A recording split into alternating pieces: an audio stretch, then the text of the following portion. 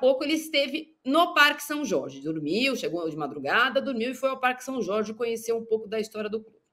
E ele gravou uma mensagem. Põe, por favor, Mari. Marinho tá desesperado, fez até igual ele, o cabelinho aqui, Corinthians Paulista. Calma, Marinho. Põe aí a declaração do Memphis Depay pela primeira vez com a camisa do vestindo a camisa do Corinthians.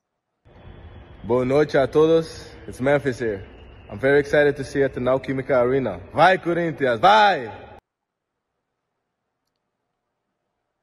Esse vídeo foi gravado agora há pouco no Parque São Jorge, depois de... Não é uma via Crucis, mas é uma via georgiana que tem no Parque São Jorge, que começa na Biquinha de São Jorge, passa pela Fazendinha e vai para o Memorial do Corinthians. Chegou de helicóptero, foi recebido pelo presidente do clube, pelo de novo diretor de comunicação, acho que todos nós conhecemos, já trabalhamos com ele, o querido Thiago Maranhão. A gente tem esse vídeo também, eu vou pedir para ele colocar, eu vou parar de falar porque ele tem um áudio. Põe aí a chegada dele ao Parque São Jorge, por favor, Marinho. Vai, Corinthians! São Paulo became 400 years old. You won a title that was super important because after that, you went 23 years without a title. And the ground base only grew bigger. So that's why we're talking this. That's why we got the title. Okay? After 23 years, supporting. O contraste do figurino do Augusto Melo é de matar de rir, não é não? É de matar de rir. Ele parece que vai entrar numa festa rigor. E o Augusto Melo com tênis daquele, como é que chama? Aquele All-Star e coisa do jeito. Que diferença. Depois, você está com o uniforme errado. Você tem que botar... Aqui é Corinthians, pô. É time do povo. Ele chegou assim... Primeiro que eu falei que estava fora de ordem. Ele chegou de terno, mas saiu com a camisa do Corinthians, Renato. Ele foi abduzido ali dentro, foi catequizado. Não deu para ouvir exatamente. O Thiago Maranhão está falando em inglês com o Memphis. Por que eu estou mostrando isso? O Corinthians fez muita questão, o departamento de comunicação novo, muito bem dirigido pelo Thiago, de ensinar ao Memphis um pouco do Corinthians. Apesar dele ter chegado de madrugada com a fitinha que ele mandou fazer, com o primeiro símbolo do Corinthians, com o cabelo atrás. Ontem eu contei aqui que ele escreveu conforme a liturgia corintiana, com o primeiro coração preto e depois o branco. Ele está muito bem assessorado. Mas foi ao Corinthians aprender um pouco. O que o Thiago está falando para ele ali em inglês, que é o novo diretor de comunicação, é um pedaço do Memorial do Corinthians que tem no Parque São Jorge, que conta sobre os anos da fila. Então, ele falou 23 years, and then ele está contando sobre os anos em que o Corinthians não ganhou títulos e a torcida, que não era maior, virou a maior do estado de São Paulo. Além desta aula sobre sofrimento, que é o que ele vai ter daqui a pouco na Neoquímica Arena, ele também foi abraçado por aqueles que hoje seguram na unha o mandato do Augusto Melo. Quase ninguém pôde entrar no clube hoje. O clube ficou sob muita, a não ser alguns associados, tal, mas a passagem dele por dentro do clube foi cheia de segurança. Só puderam entrar, por favor, Marinho, coloque na ordem para mim, por favor. Primeiro, Gaviões da Fiel. Foto com o presidente, vice, lideranças da Gaviões da Fiel que entregaram aí, já tem até um post, a cartilha do jogador, conforme a do Gaviões quer que seja, bonezinho e camisa da Gaviões. Depois, a camisa 12, que é uma outra organizada do Corinthians. Vocês estão vendo esse símbolo que ele faz assim? Esse símbolo que parece, na verdade, assim, né? Porque eu estou ao contrário aqui na foto. Parece um 12, mas não é um 12. Ele aprendeu no avião que o Corinthians era um time da Zona Leste, que o corintiano é apegado a essa história da ZL, e ele é um rapper. Isso é o símbolo dos rappers East Coast, os rappers da costa leste americana. Então, aparentemente, ele está fazendo um 12, mas não. Isso foi o jeito dele dizer que ele é ZL também. Também foi uma coisa do marketing do Corinthians. E também, para completar o triunvirato das maiores organizadas do Corinthians, foto com as lideranças da Pavilhão 9, que também já publicou a foto dele com bonezinho e camisa da Pavilhão 9. Ele está a caminho da Neoquímica Arena, assim como o Danilo, que está desesperado. Calma, Danilo, o jogo é 9 horas. Para assistir a Corinthians e Juventude, está 2-1 para o Juventude. E é sem ele, sem o Carrilho, sem o Kaká, sem o Mateuzinho, provavelmente com 3 zagueiros que nunca se jogaram juntos, com 2 volantes, só o Garro, Thales Magno e o Alberto. Precisa ganhar. Como que faz, Danilo? Desmutei aqui. Bom, realmente é uma tarefa difícil, tirando todas as partes, todas as questões que já falei, Renato, muita gente já falou do Depay, eu acho que todos os perigos e riscos, deixamos isso de lado, que já falamos muito. Eu acho legal essa movimentação, toda essa comoção causada pela chegada de um jogador que, querendo ou não, é diferente do que tudo que a gente já acostumou a receber de europeus ou jogadores que estavam na Europa que chegam ali na reta final da carreira. O Depay, o Memphis, né, como ele prefere, estava jogando a Eurocopa, então eu acho que é um jogador que ainda tem muito a dar, e eu acho legal que ele tenha chegado agora no Corinthians e tenha causado essa comoção. Sobre o jogo de hoje, eu acho que é um jogo complicadíssimo, mas que o ambiente pode fazer a diferença.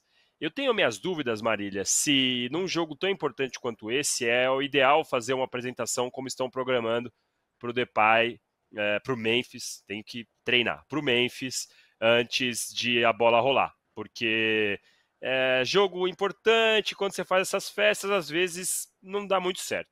Em todo caso, já está programado, o pessoal vai receber o cara na Neoquímica Arena, e aí o ambiente pós essa festa, eu acho que vai ser decisivo. E para que o ambiente também jogue a favor do Corinthians, é importante que o Corinthians consiga reagir rápido, porque, como você disse, está perdendo de 2-1. Aliás, o gol do Gustavo Henrique, nos últimos minutos ali, foi salvador e definitivo para que o Corinthians entrasse de uma maneira completamente diferente. Eu consigo ver o Corinthians vencendo o Juventude hoje por 2 gols de diferença.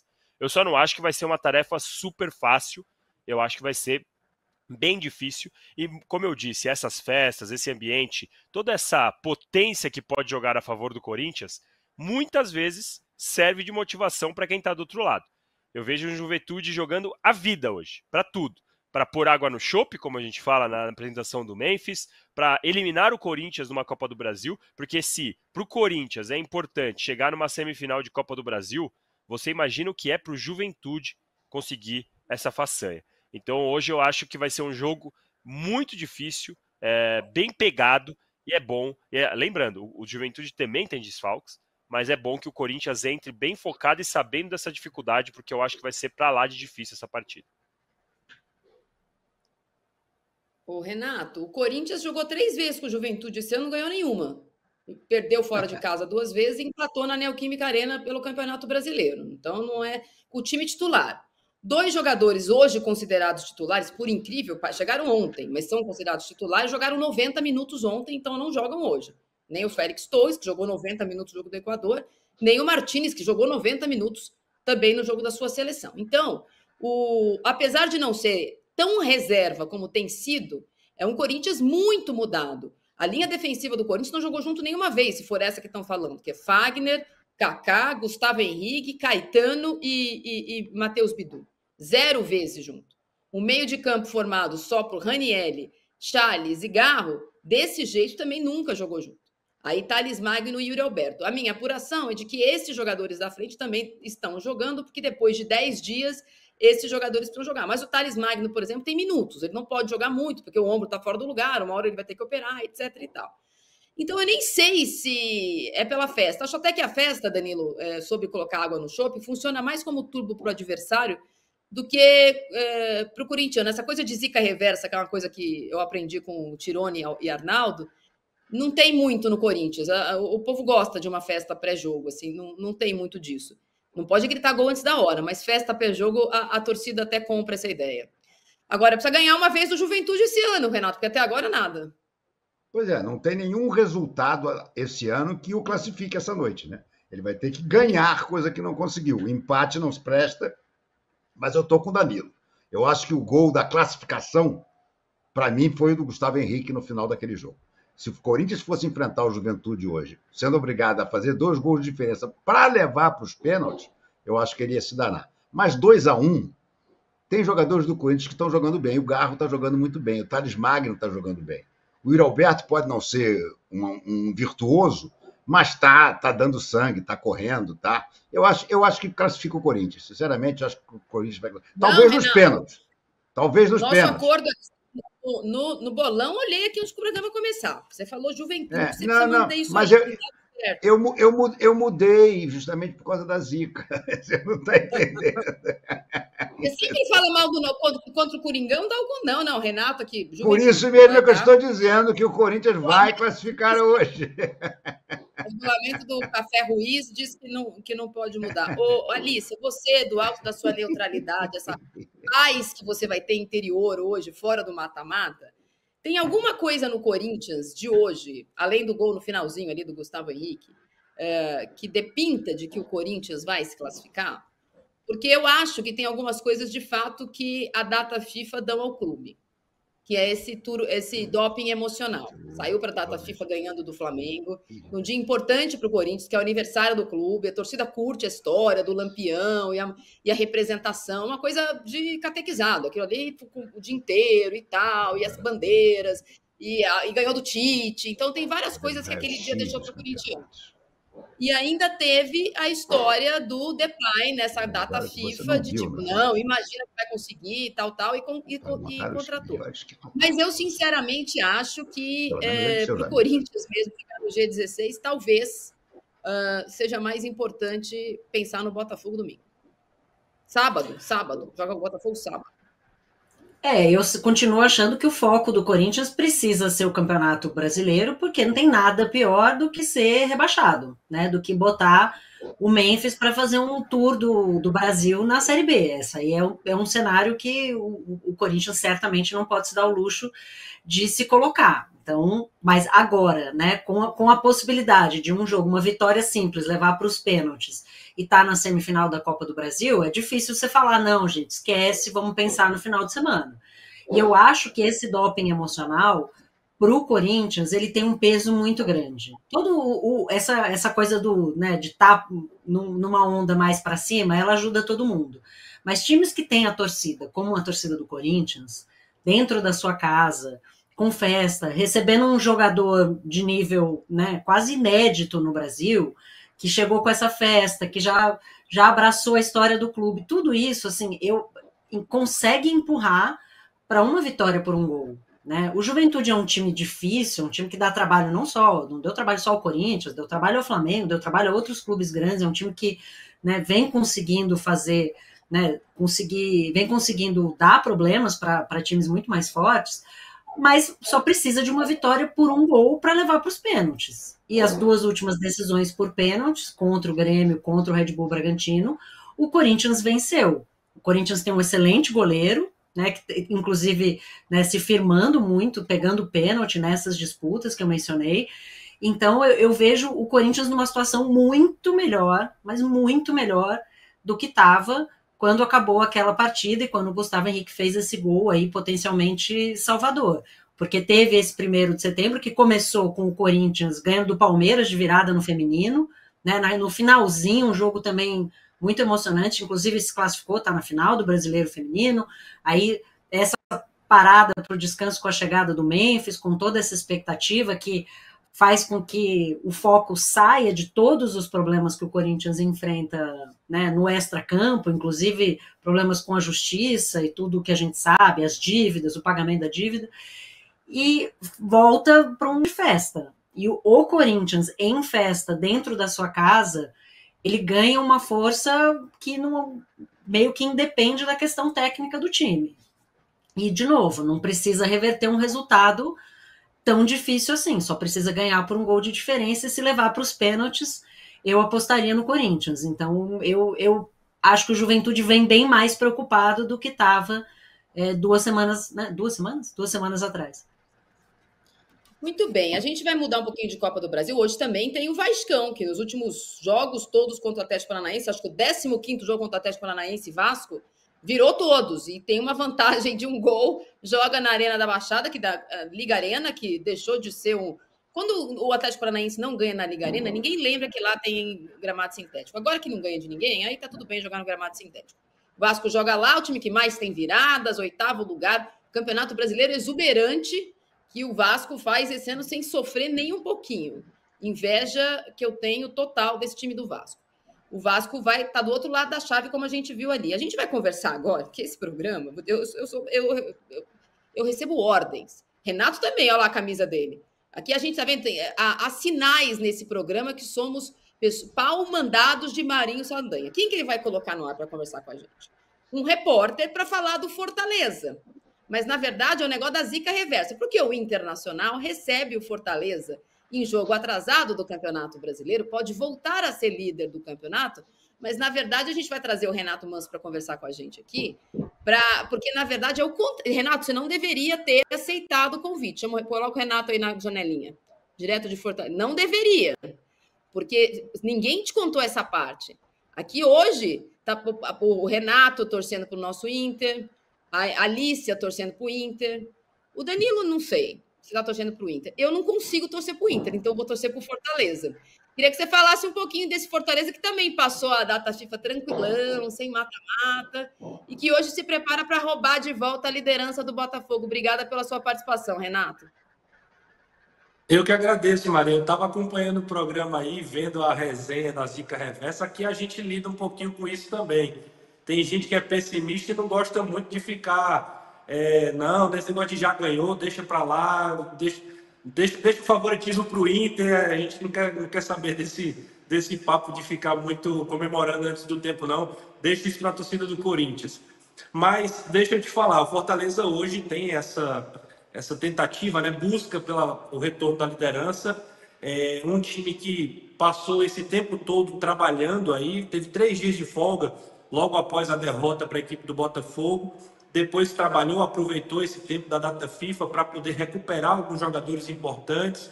Hoje, por exemplo, Marinho e Caleb de volta à disposição do Vojvoda, vão começar no banco de reservas, mas são jogadores que têm qualidade para poder, ao longo do jogo, entrar e também contribuir, né? Manter ali o nível de atuação do elenco. Como a gente está vendo na tela aí a escalação, o Vojvoda mantém mais ou menos a base, João Ricardo, Tinga, Brites, Tite e Felipe Jonathan, no lugar do Bruno Pacheco, que acabou se lesionando, é uma das ausências.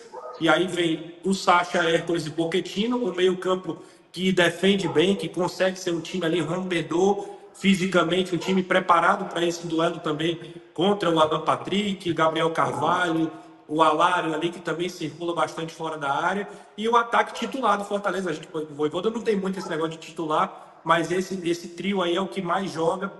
Pikachu, Breno Lopes e Lucero, um time que a gente considera aqui muito forte, porque trabalha muito junto há muito tempo, já tem uma base muito sólida e vem para cima desse Internacional, que também está se recuperando com o Roger Machado, mas que também já demonstrou algumas fragilidades. E o Fortaleza é um time que, de maneira reativa, esperando ali, até também para jogar um contra-ataque, de uma forma, numa transição ali defensiva, consegue fazer bons jogos fora de casa e tem tudo para conquistar pontos no Beira-Rio.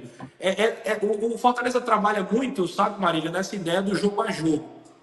Foi contra o Botafogo, acabou perdendo para a equipe carioca, mas hoje é uma outra história e com a chance ali de, agora com jogos iguais, no mesmo número de jogos, tá numa pontuação que o deixe vivo na briga.